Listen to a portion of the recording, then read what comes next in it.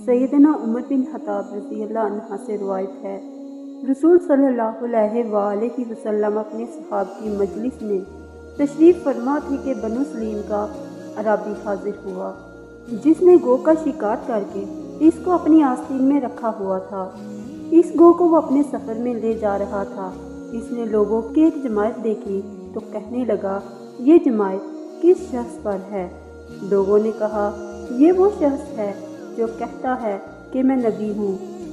تو وہ عرابی لوگوں کو چیر کر آگے نکل گیا، پھر نبی صلی اللہ علیہ وآلہ وسلم کی طرف متوجہ ہوا اور کہنے لگا، اے محمد صلی اللہ علیہ وآلہ وسلم، عورتیں تجھ سے زیادہ جھوٹے لہجے والی نہیں ہیں اور تم سے زیادہ برا مجھے کوئی نہیں لگتا، نعوذ باللہ۔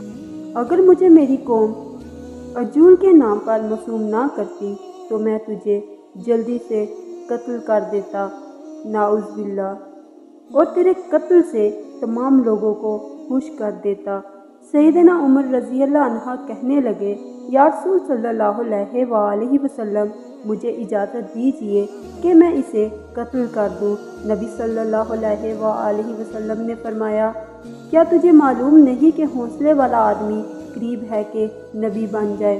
پھر وہ شخص رسول صلی اللہ علیہ وآلہ وسلم کی طرف متوجہ ہوا اور کہنے لگا، مجھے لات اور عزیٰ کی قسم ہے کہ میں تجھ پر ایمان نہیں لایا۔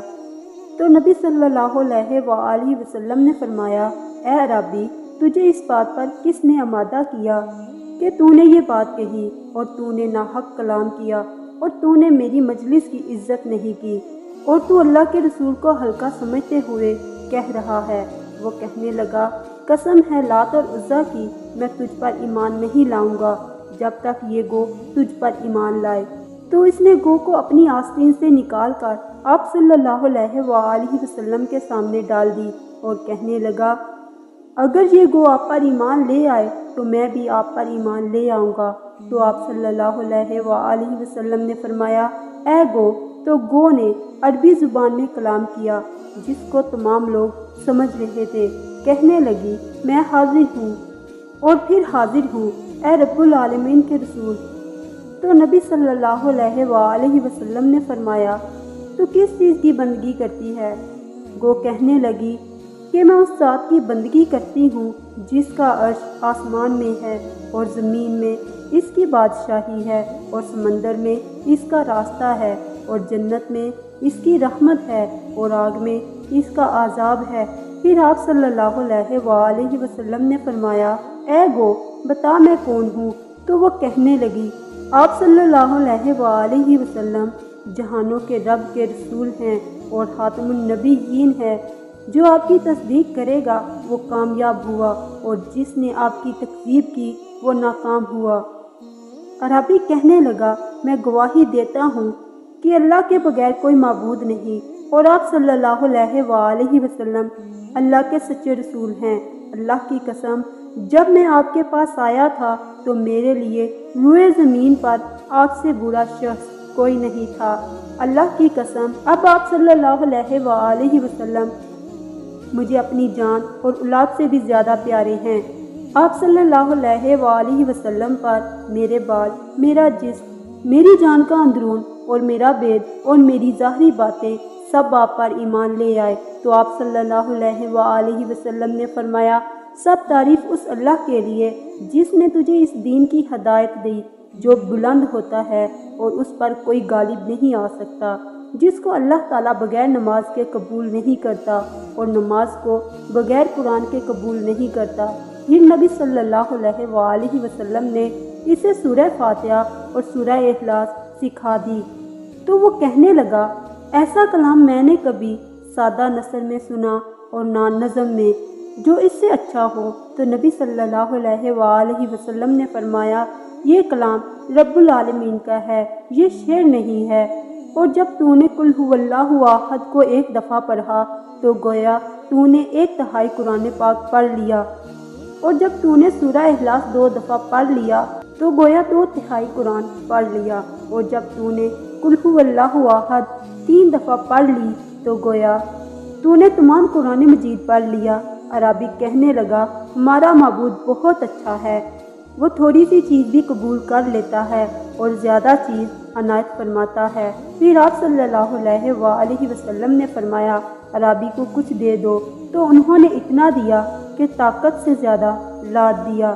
تو سیدنا عبد الرحمن بن عوف رضی اللہ عنہ اٹھے، کہنے لگے یا رسول صلی اللہ علیہ وآلہ وسلم، میں اس کو اللہ کا قرب حاصل کرنے کے لیے ایک اونٹنی دینا چاہتا ہوں جو بہتی اونٹ سے ذرا کم اور عربی سے اوپر ہوگی اور 10 ماہ والی ہوگی۔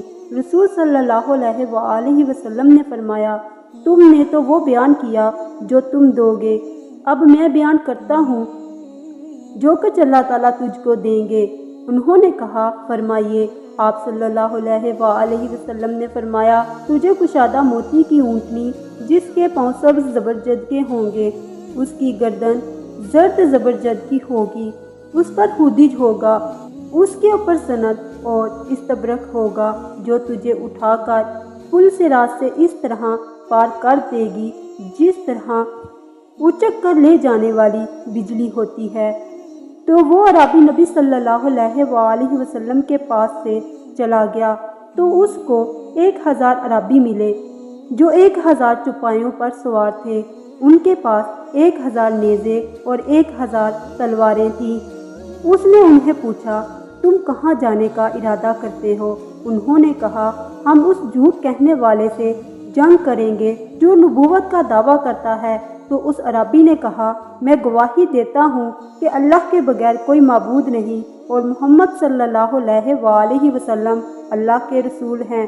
انہوں نے کہا تو بھی بے دین ہو گیا ہے؟ تو وہ کہنے لگا میں بے دین نہیں ہوا۔